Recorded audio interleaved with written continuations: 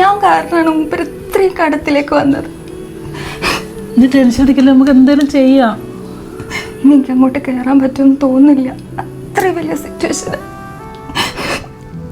നീ വീട്ടിൽ എന്തെങ്കിലും ചെയ്യാം നമുക്ക്.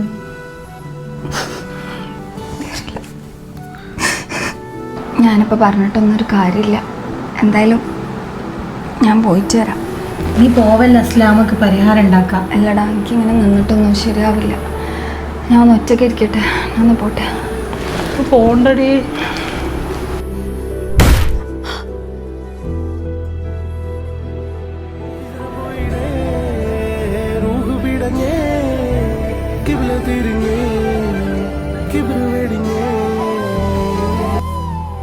അസ്ലാം